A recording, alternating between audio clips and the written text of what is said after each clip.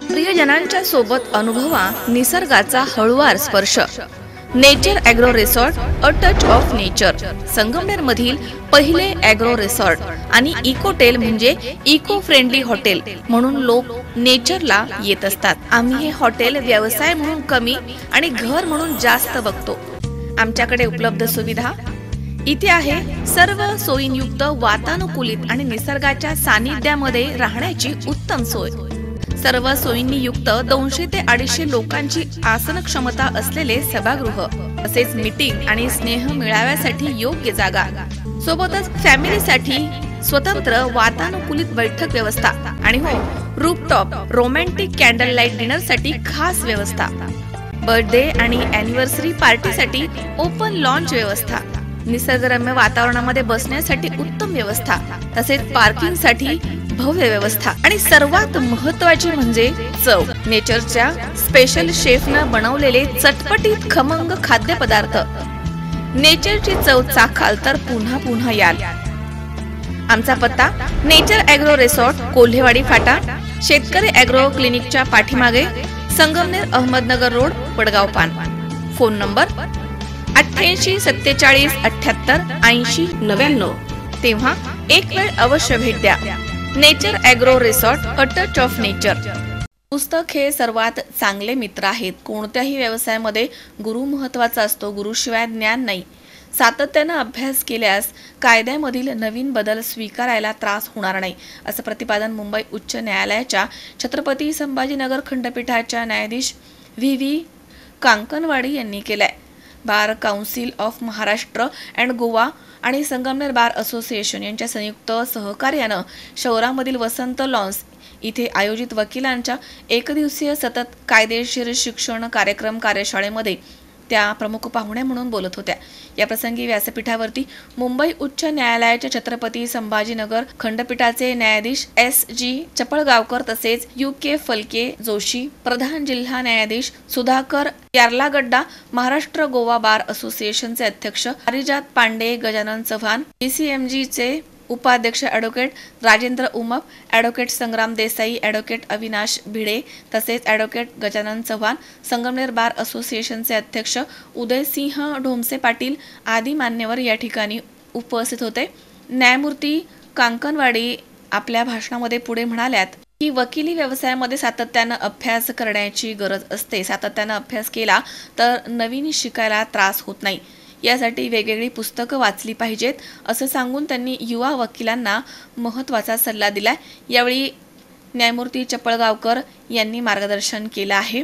संगमनेर न्यायालयामध्ये अनेक वर्ष वकिली व्यवसाय करणाऱ्या ज्येष्ठ वकील अरविंद गणपुले तसेच प्रदीप मालपाणी, अशोकराव नेहे, भीमराव शेजबळ तसेच बापूसाहेब गुळवे, ज्योती मालपाणी, HV बेग तसेच अशोक जोंधळे या ज्येष्ठ वकिलांचा प्रदीर्घ सेवेबद्दल या प्रसंगी सन्मान करण्यात आला। कार्यक्रमाचे सूत्रसंचालन ॲडव्होकेट सीमा काळे सातपुते आणि ॲडव्होकेट अरुण आहेर यांनी केलंय आणि त्यांनी उपस्थितांचे आभार देखील मानले आहेत। कार्यक्रम यशस्वी करण्यासाठी संगमनेर वकील संघाचे अध्यक्ष ॲडव्होकेट उदयसिंह ढोमसे पाटील तसेच उपाध्यक्ष ॲडव्होकेट अतुल पवार, उपाध्यक्ष ॲडव्होकेट माया पवार, खजिनदार ॲडव्होकेट तात्यासाहेब गुंजाळ, सहसचिव ॲडव्होकेट अमोल घुले, सदस्य ॲडव्होकेट सुभाष नवले काळे, ॲडव्होकेट नवनाथ फटांगरे, ॲडव्होकेट किरण वर्षे तसेच ॲडव्होकेट अझहर सय्यद, ॲडव्होकेट योगेश गुंजाळ यांनी प्रयत्न केलेत। या कार्यशाळेस वकील बांधव मोठ्या संख्येनं उपस्थित होते। उद्घाटनाच्या कार्यक्रमानंतर दिवसभर वेगवेगळ्या विषयांवरती मार्गदर्शन मान्यवरांनी केलंय। या नागरिकांचं खऱ्या अर्थाने संविधानिक संरक्षण करण्याची जबाबदारी ज्या पालकत्वाच्या भूमिकेतून असते ते प्रशासकीय पालक या मंचावर उपस्थित असताना मला या व्यासपीठावर बोलण्याची संधी मिळते। खरं तर ही माझ्यासाठी एक भाग्याची गोष्ट आहे।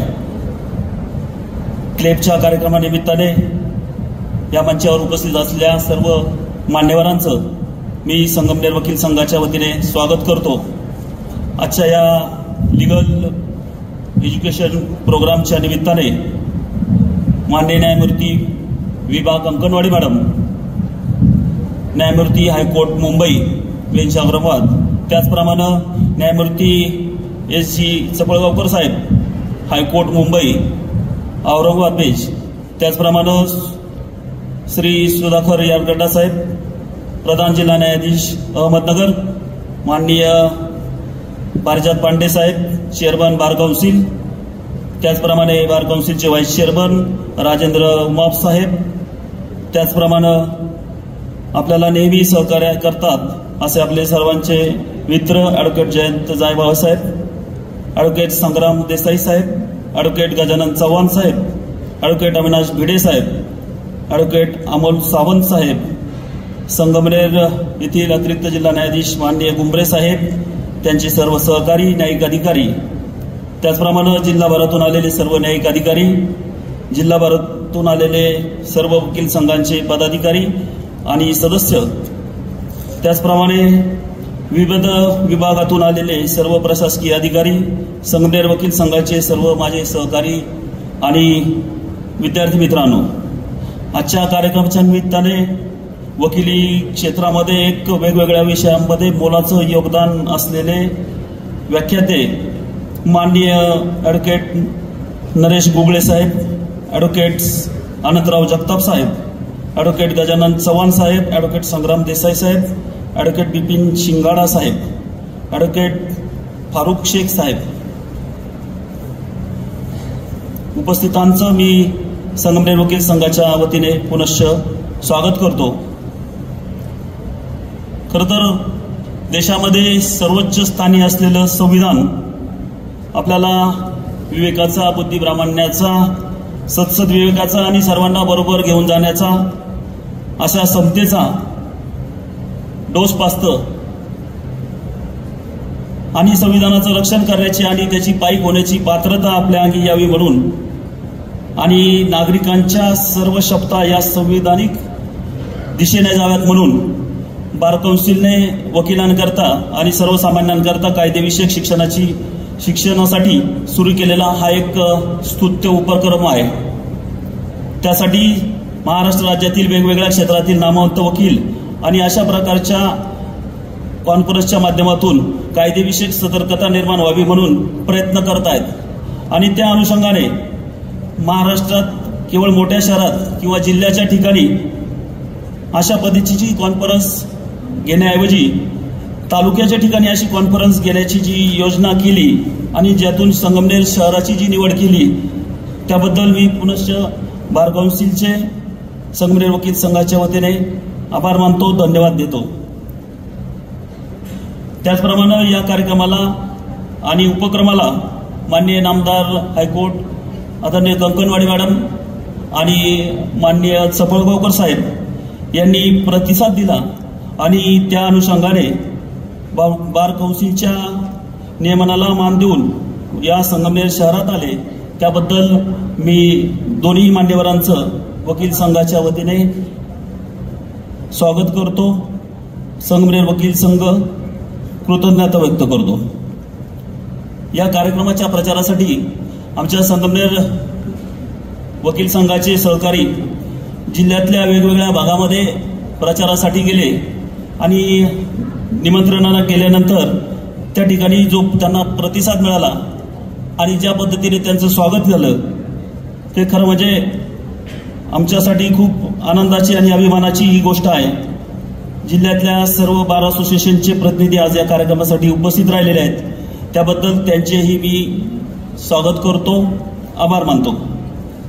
या कार्यक्रमाच्या यशस्वीतेसाठी बार काउन्सिलचे सदस्य, विशेषतः आमचे जायभाव साहेब आणि सर्व सदस्यांनी सहकार्य केले त्याबद्दल त्यांनाही मनपूर्वक मी धन्यवाद देतो. आमच्या संगमनेर न्यायालयाचे अतिरिक्त जिल्हा सत्र न्यायाधीश माननीय गुंबरे साहेब व त्यांची सर्व सहकार्यांनी हा सगळा जगन्नाथाचा रथ ओढण्यासाठी चांगल्या पद्धतीचं सहकार्य केलं त्याबद्दल देखील मी संगमनेर वकील संघाच्या वतीने त्यांचं आभार मानतो. या कार्यक्रमाच्या नियोजनात आणि आयोजनात नजरचुकीने जर काही चूक झाली असेल तर मी त्याबद्दल दिलगिरी व्यक्त करतो आणि थांबतो. जय हिंद, जय महाराष्ट्र. गुंबरे साहेब, मोठ्या संख्येने आलेले सर्व वकील बंधू भगिनी आणि लॉ कॉलेजचे आजचे विद्यार्थी आणि पुढच्या पिढीचे होणारे वकील, आपलं सर्वांचं या कार्यक्रमामध्ये स्वागत आहे. बार काउन्सिलची ही जी ऍक्टिव्हिटी आहे, कंटिन्युअस लीगल एज्युकेशन प्रोग्राम, ही देशभरामधल्या कोणत्याही बार असोसिएशननी, बार काउन्सिलनी चालवलेल्या उपक्रमामधली एक युनिक ऍक्टिव्हिटी आहे. आणि या ऍक्टिव्हिटीचे जनक आमचे माननीय जयंतराव यांच्या प्रेरणेतनं आता बार काउन्सिलच्या माध्यमातून हा सुरू झालेला कार्यक्रम बार काउन्सिल ऑफ इंडियाच्या सहयोगाने देशभरामध्ये सर्वत्र राबवण्याचे योजना आणि कार्यक्रम सुरू आहेत. या कार्यक्रमाची रचना करताना जो विचार झाला की आपण वकील रोज नवीन गोष्टी शिकायच्या आहेत, रोज नवीन गोष्टी आपण शिकतो, पण याची एक काही स्थायी व्यवस्था व्हावी या दृष्टीने कंटिन्युअस लीगल एज्युकेशन प्रोग्रामची आखणी करण्यात आली. आणि आज जवळपास 10 वर्षापेक्षा जास्त काळापासून ही ऍक्टिव्हिटी आपण महाराष्ट्रामध्ये सर्व ठिकाणी सुरू आहे. या मागची संकल्पना अशी आहे की चांगले वकील तयार व्हावेत. ही एक चेन आहे बघा मित्रांनो. चांगले वकील असतील तर बार चांगला राहील, आणि चांगला बार असेल तर चांगल्या न्यायव्यवस्थेसाठी सहयोग करणारा बार आहे. आणि न्यायव्यवस्था चांगली असेल तर आपल्या देशातली जी लोकशाही आहे ती सुदृढ होण्यासाठी मदत होत राहील. त्याच्यामुळे ही एक चेन आहे, चांगला वकील, चांगला बार, चांगली न्यायव्यवस्था आणि चांगली लोकशाही. त्याच्यामुळे खरं तर हा कंटिन्युअस लीगल एज्युकेशन प्रोग्राम जो आहे हा आपल्या देशाच्या, आपल्या लोकशाही मूल्य टिकवण्याच्या दृष्टीने एक मोठं योगदान बार काउन्सिलच्या वतीने आहे. आपल्या देशाला स्वातंत्र्य मिळून आता नुकतेच 75 वर्ष पूर्ण झालेले आहेत. आणि आगामी 25 वर्षाच्या काळामध्ये आपलं काय विजन असावं याच्यावर सर्व देशभरामध्ये मंथन सुरू आहे. या येणाऱ्या वर्षामध्ये म्हणजे याच वर्षी आपलं संविधान ग्रहण करण्यालाही आपल्याला 75 वर्ष पूर्ण होतात. त्याच्यामुळे स्वातंत्र्य प्राप्तीला 75 वर्ष, आपण संविधान ग्रहण केलं त्याला 75 वर्ष, हा असा एक सुंदर कालावधी आपल्या न्यायव्यवस्थेसाठी पण आहे आणि आपल्या देशासाठी, समाजासाठी पण आहे.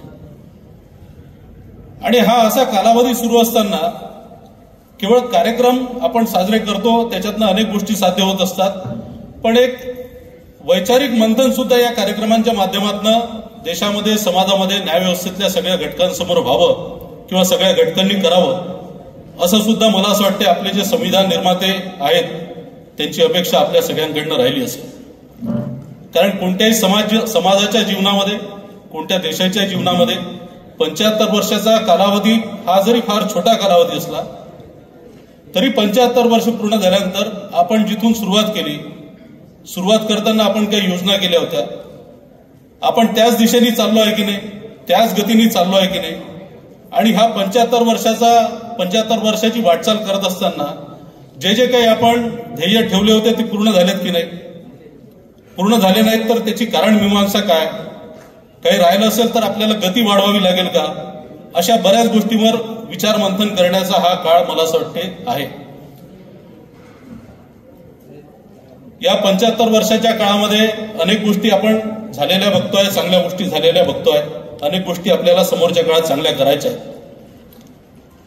आता नुकतेच आपल्या संसदेने 3 महत्वाचे कायदे हे पारित केलेले आहेत.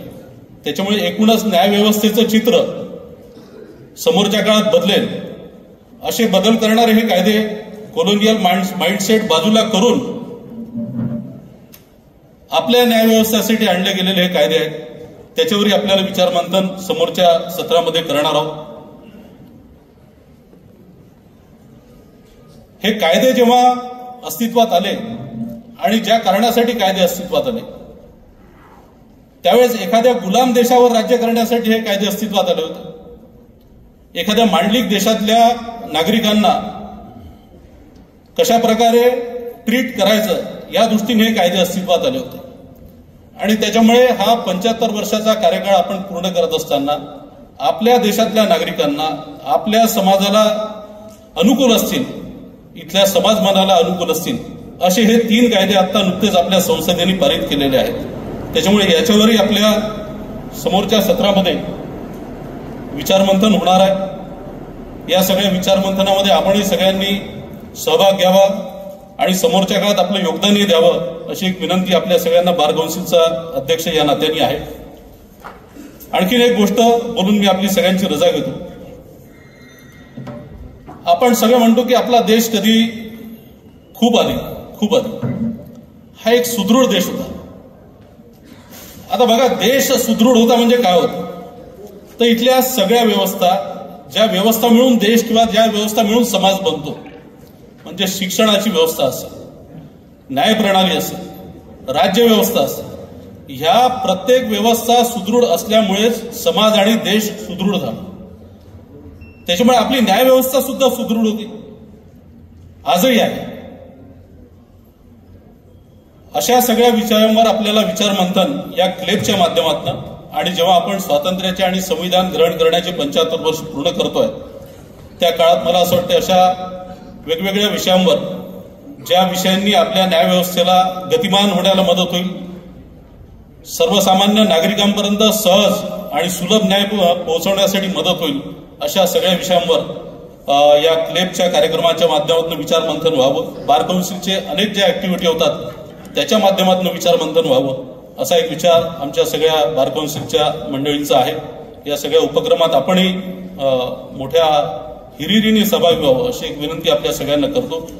आज मान्यवर न्यायमूर्ती आपल्या सगळ्यांमध्ये आले आहेत, त्यांचं पुन्हा एकदा बार काउन्सिलच्या वतीने स्वागत करतो आणि माझ्या बोलण्याला विराम देतो. मंचावर विराजमान honourable Shrimati justice Kankanwadi madam, honourable Shri justice Chapalgaonkar sir, respected President, Vice President, members and Secretary of the Bar Council of Goa and Maharashtra,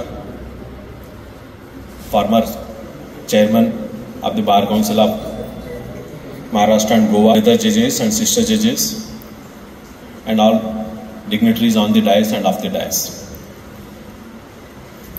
This program was overdue, I am aware, because I remember since 1 or 2 years, sincere efforts were being made by the Bar Council of Goa and Maharashtra and Goa to conduct this kind of program. Previously they conducted one program at Rahata, and I am sure that many programs will come again at various places.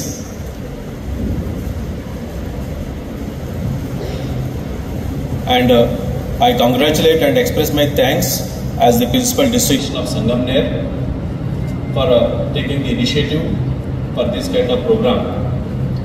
And I congratulate all the persons behind this program who made sincere efforts, especially within a short time. The reason for my expression of thanks and congratulations is that I will be very happy if the litigant who comes to the court gets justice expediently at the earliest. Justice means to his satisfaction and as per his rights and privileges. I worked at the Maharashtra Judicial Academy for 6 years as a faculty and imparted training. I learned a lot there while making preparations to conduct the trainings. Today we already passed the scheduled time, therefore I don't want to tax. I am aware that all the participants are eager to hear the today's guest lecturers. Just my only one appeal is that all participants should actively participate, give active hearing. Again I will say, always it is my practice. It is the art and skill of the lecturer to have a grip over the audience. I used to say in the academy शिकवताना मी एक नेहमी क्लासमध्ये एक गोष्ट सांगायची त्यांना, माझा क्लासमध्ये जर कोणी झोपत असेल तर मला दाखवणाऱ्याला आईस्क्रीम बक्षीस मिळणार आहे आणि आईस्क्रीम स्पॉन्सर करणारा जो झोपणार आहे तो आहे.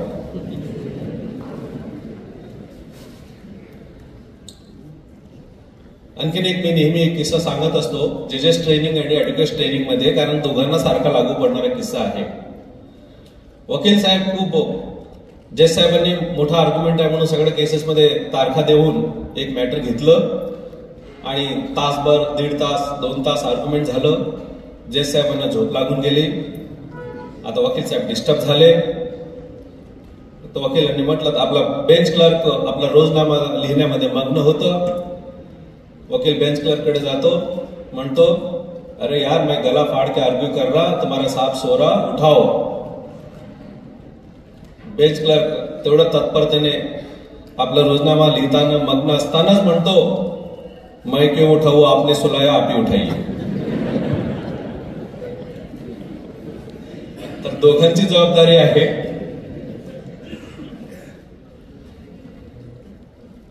Thank you very much. धन्यवाद साहेब. माझ्या ज्येष्ठ भगिनी माननीय न्यायमूर्ती कंकणवाडी मॅडम, नगर जिल्ह्याचे मुख्य जिल्हा न्यायाधीश सुधाकर निर्लागंटा साहेब, आजच्या या कार्यक्रमाला आपल्याला लाभलेले bar council of Maharashtra and गोवाचे चेअरमन पारिजातजी पांडे साहेब, लॉ कॉलेजचे सर्व विद्यार्थी, पत्रकार बंधू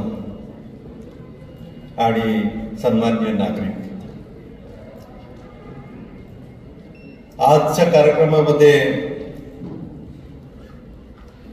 मी बोलावं असं काही मला वाटलं नाही, कारण खूप चांगले वक्ते आज आपल्याला या मंचावर उपस्थित आहेत आणि जो आज ज्वलंत विषय डिस्कशनचा असू शकतो,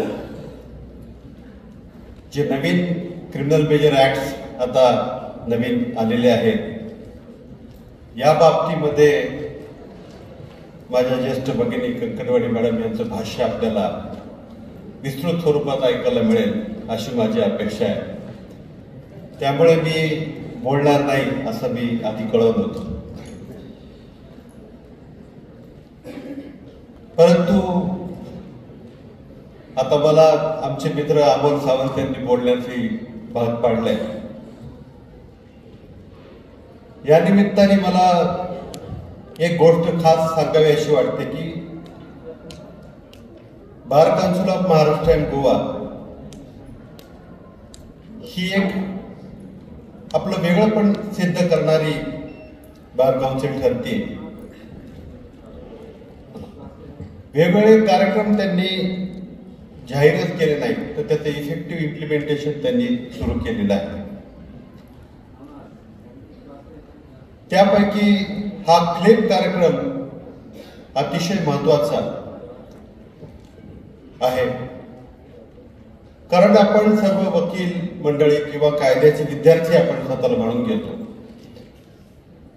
आणि आपल्याला वेळोवेळी नवीन येणारे कायदे,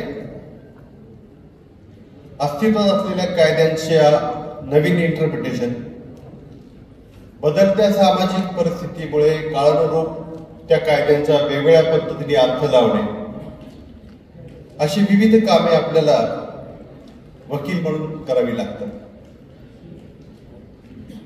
आणि व्यक्तिगत स्वरूपामध्ये जरी आपण कोर्टात बाजू मांडताना वकील म्हणून या सर्व गोष्टी मांडत असतो, तरी एका मंचावरती येऊन याबद्दल सर्वांनी एकत्रित चर्चा करून एक नवीन मतप्रवाह निर्माण करावा लागतो. आणि या दृष्टीने हा क्लेमचा कार्यक्रम अतिशय महत्वाची भूमिका निभावेल असं मला वाटतं. त्यामुळे हा कार्यक्रम खास करून मोठ्या शहरापासून तालुक्यापर्यंत पोहोचवण्याचं काम जे बार काउन्सिलने केलेलं आहे हे खऱ्या अर्थाने स्तुत्य काम आहे असं मला वाटतं. तर दुसरा एक महत्वाचा उपक्रम जो आपण आता पाहिला आणि मी आज सकाळी माझ्या ज्येष्ठ भगिनी गंकनवाडी मॅडम यांच्या बरोबर गाडीमध्ये येत असताना आम्ही हा विषय डिस्कस केला की तालुक्याच्या ठिकाणी कायद्याच्या बाबतीमध्ये इंटरप्रिटेशन देणारं एक एक सिनियर वकील म्हणजे एक एक विद्यापीठ आहे. यांची प्रतिभा तेवढीशी आपल्याला बाहेरच्या लोकांना बघायला मिळत नाही. लोकलच्या लोकांना हे माहीत असतं त्यांची ज्ञानाची लेवल काय आहे. त्यांच्या या सगळ्या कामाचं कुठेतरी सर्टिफिकेशन व्हायला पाहिजे. उच्च न्यायालय सर्वोच्च न्यायालयामध्ये काम करणाऱ्या वकिलांना सिनियर डेझिग्नेशन दिलं जातं, परंतु त्यांचं काम हे वेगळ्या रिपोर्टेड जजमेंट्समध्ये किंवा वर्तमानपत्रात आपल्याला बघायला मिळतं. परंतु तालुका आणि जिल्हा ठिकाणी काम करणाऱ्या वकिलांचं काम आपल्याला तितकंच बघायला मिळत नाही. हे सर्वांपर्यंत पोहोचत नाही. परंतु याची दखल ही बार काउन्सिल सारख्या संस्थेने घेऊन या कार्यक्रमाच्या निमित्ताने आज आपण आपल्या ज्येष्ठांचा जो सत्कार केलेला आहे तो पण खूप महत्वाचा कार्यक्रम आहे असं मला वाटतं. असा कार्यक्रम घेण्याबद्दल मी बार काउन्सिलचे, खरं तर मी सदस्यच बार काउन्सिलचा आहे, मी आभार मानायचे कारण नाही. परंतु मागच्या 10 वर्षामध्ये ज्या बार काउन्सिलने वेगवेगळे प्रोग्राम घेतलेले आहेत आणि आपल्याकडे आज जे सदस्य इथे आहेत या सगळ्यांनी ज्या प्रकारे मेहनत घेतलेली आहे हे आपण सर्वांनी पाहिली आहे. बार काउन्सिलचा मेंबर बघायला मिळत नव्हता. इव्हन जिल्ह्याच्या ठिकाणी बार काउन्सिलचा मेंबर कधी बघायला मिळत नव्हता. मी बीडला प्रॅक्टिस सुरू केली त्यावेळेस बार काउन्सिलचा मेंबर बघायला मिळणे हीच मोठी गोष्ट वाटायची. आज ही सर्व टीम विविध ठिकाणी जाते, तिथे हे असे कार्यक्रम राबवते, आपल्याला भेटी देते, वकिलांच्या अडचणी समजून घेते आणि त्याचबरोबर आपलं एक सामाजिक दायित्व निभावते. हे सगळं कौतुक करण्यासारखं आहे. त्यामुळे मी बार काउन्सिलच्या सर्व सदस्यांचे मनपूर्वक अभिनंदन करतो आणि त्यांनी अशाच प्रकारे आपलं काम पुढे चालवावं अशी एक विनंती करतो. आता पुढच्या कार्यक्रमाचा भागासाठी आपण आतुर आहोत. मी स्वतः आतुर आहे. तर आपण, मला वाटतं की मी हे स्टेज मोकळं करावं आणि माननीय कंकनवाडी मॅडम यांनी आपलं पुढची आपल्याला मार्गदर्शन करावं. मला इथं बोलवल्याबद्दल, मला बोलण्याची संधी दिल्याबद्दल मी कार्यक्रमाच्या आयोजकांचे खास आभार मानतो. तसेच बार संगमनेर बारचे अध्यक्ष धोमसे पाटील साहेब आणि त्यांच्या टीमचे सुद्धा मी अभिनंदन करतो आणि आभार मानतो आणि माझे actions were taken as per the old code would continue even after commencement of this Sanhita appears to be the interpretation, and therefore there should not be much confusion regarding the same. Almost same thing is there as regards the new Evidence Act, that means Bharatiya Saksha Adhiniyam. Here also almost similar provision has been made in section 170.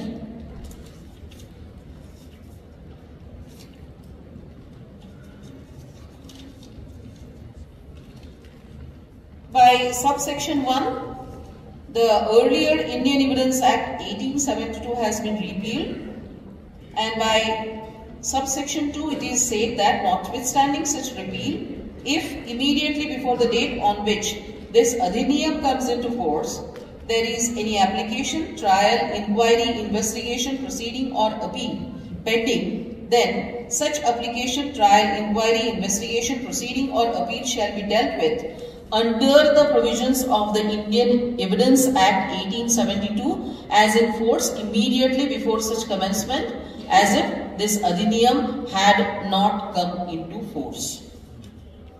So similar thing has been provided here.